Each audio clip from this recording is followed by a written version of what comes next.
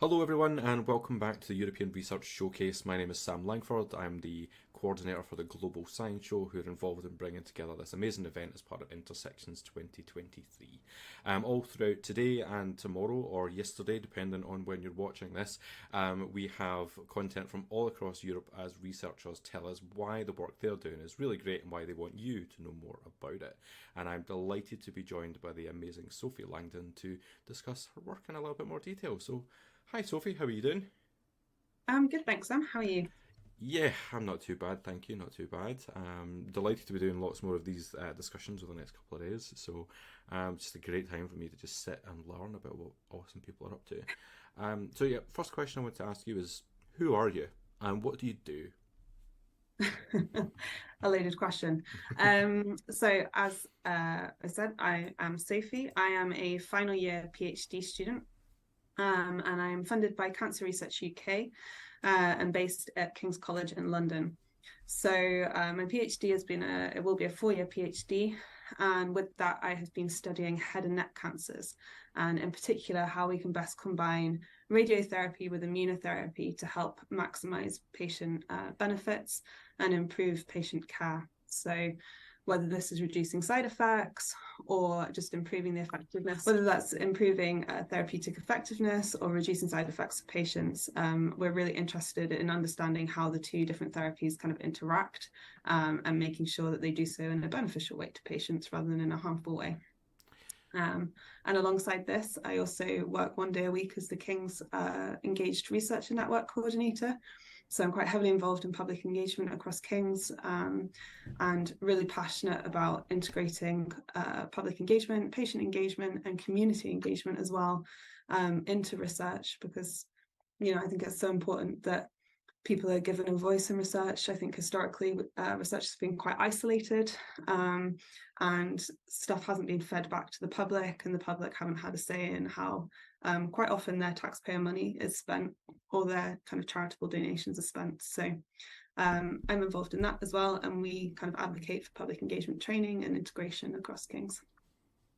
Amazing. That's like quite a varied work week, I imagine. Yeah. Um, how do you get into that line of work? What led you to this point in your career? Um, Honestly, it was quite by accident. If you'd told me, 6 years ago I'd be doing a PhD, I probably would have laughed at you. Um, it seemed, yeah, my family is not a scientific family. So even me being interested in science was quite unusual. I just liked biology in school. I found it really interesting. I loved, I suppose, the kind of like puzzle piece element of how everything interacts in the body, how it all fits together, and then when things go wrong in terms of illnesses and disease, how we can get things back on track with therapies. So I was always really interested in that, and just decided to study biology at university. And as part of my degree, I did a placement year at AstraZeneca, and that really got me interested in research. I'd never considered research before as a career. I actually wanted to be an ecologist at one point, so gone wildly off track from that. But yeah, my placement year at AstraZeneca really opened my eyes to the opportunities, and I suppose the way you can have impact in research. I think we are quite separate from patients, but our work does still feed into the patient experience. And I've always enjoyed helping people. So, but I'm not great with blood. So doctor wasn't for me, but it's a different way for me to still have an impact in patients' lives and to benefit people.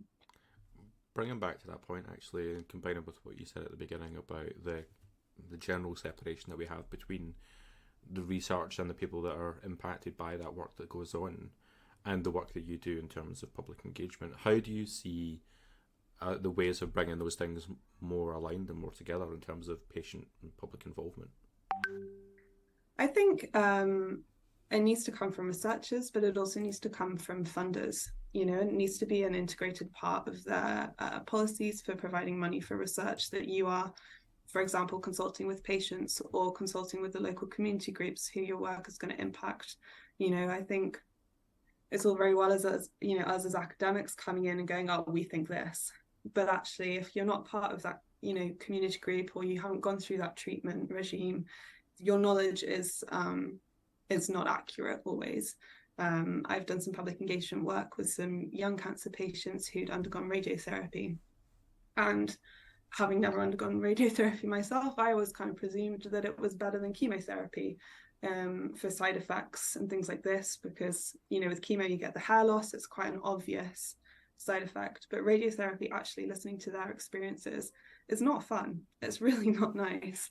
But I wasn't aware of that as someone who does research in that area. So it's, you know, their experiences and talking to them about how they found the treatment has really changed the way that I look at the work that I'm doing. And, you know, I now think about certain factors that I wouldn't previously have considered with my research. So I think really it needs to become a cycle almost of, you know, the members of the public feeding into research, you know, being shaped by that, but also by the knowledge of researchers, coming back to output, that output being fed back to the communities that have engaged with it, to make it valuable. Because that's the point of doing research, right?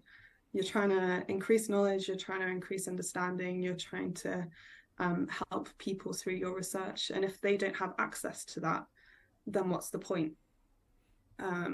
Is how I feel, at least. I don't know. So for me, I think it's really important that, you know, we are seeing more input in funding requiring you to do some engagement work, particularly in cancer research. There's a lot where you're required to consult with patients, but sometimes it's done as a bit of an afterthought. And I think it needs to be done in a more beneficial way, in a more kind of systematic way, to ensure that it's benefiting both sides.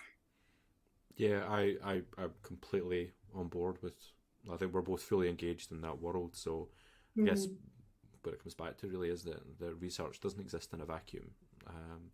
No, it shouldn't. Yeah. Well, it shouldn't. It can, but it shouldn't. Yeah, absolutely. What does an average day look like for you, or is there even such a thing as an average day? Yeah, I hate to be cliche, but no 2 days are the same. Yeah, it's very, very varied. But at the same time, there's a lot of routine work. Been a researcher, you know, we repeat things a lot to make sure that what we're seeing is actually what we're seeing, and it's not just because we did something slightly wrong the first time. So there's a lot of repetitiveness in research, but there's also a lot of excitement. You know, sometimes you're the first person to see something and no one's ever done that before, and you're the first person to see it down a microscope or whatever it is you're looking at. So I suppose an average day for me is a mixture of answering emails. I do a lot of work with cells in culture. So we have immortalized cancer cell lines that I work with. And because I do a lot of immunology work as well, I do stuff with T cells in particular. So there'll be things like I'll treat them and I'll look at different effects of that treatment. So whether it impacts the viability of those cells, whether there's changes in the pathways that are signaling, and basically just trying to understand what goes on when we treat them and then how we can best take advantage of that. So it's a mixture of different techniques, and it changes every day. Yeah, it really does. But that kind of diversity of task and like variation happening every day, I must keep it quite fresh, I imagine, and quite exciting. Yeah, depending on your mood, it can be great or it can be overwhelming. Yeah. You know, there's always something, and you can always repeat something further or look into something in more detail. So knowing where to draw the line sometimes can be a bit tricky. Yeah, absolutely. Well, we're rapidly running out of time. Like 10 minutes does not last very long. So the last thing I wanted to ask was, what one thing would you want public audiences to know about your work? If you had 30 seconds to tell them, what would you tell them? That behind all the successes, there's a lot of failures. You know, I think the COVID vaccine, for example, was something that turned around really, really quickly and was a huge success in terms of research and collaboration and moving things forward. Most things don't come about that quickly. I think there's some sort of statistic that for every drug that makes it to market, there's 100 failed behind it. So that might be a slight over exaggeration. I can't remember the number off the top of my head. But yeah, there's a lot of things go wrong for them to go right, and to get to patients and to actually benefit them. So as much as I hope that the work that I do does benefit patients eventually, I won't know until at least 10 years down the line. So sometimes that can be a bit hard. That long game. Yeah, Yeah, absolutely. it really is the long game. Yeah. But it's something that is incredibly important in science, and I don't think gets talked about enough. Is those things going wrong, and actually publishing when things didn't go wrong, didn't go right, is really Yeah, important. So, and it never happens. no, no. Sophie, thank you so much for coming along to share a little snippet of your world and what it is that you do. Where can people find out more about you? Yeah, thanks, Sam. So I am on Twitter. I think it's at Sophie Langdon 6, and LinkedIn, but mainly my Twitter. Awesome. Anything about public engagement works as well? Is there any specific accounts for those things for people to look at? Yes, so the King's Engaged Researcher Network is part of King's College London. We are currently updating our website, but we do also have a Twitter page, which is at King's Engage, and we share resources and training through that. And yeah, if you're a King's College member, there's a newsletter, so please sign up to that. And yeah, keep an eye on the webpage. And by the magic of edit and post, those things will have appeared on the screen so people can find Perfect. those. Thank you. Thank you so much once again for coming to share your work with us. And thank you, folks, watching at home. If you've watched along when this first went out, thank you. Hello. If you're watching it back in the future, thank you. Hello. If you get any questions at all, depending on what platform you're watching on, please do pop them below or pop them above, wherever that might be. And if there's anything that we want to pass over to Sophie, we will do, and perhaps we'll get back to you. Otherwise, please do stay engaged with European Research Showcase. There's so much going on, so many amazing people to hear from, and we really hope you enjoy what we've been showing. Thanks, folks. We'll see you soon.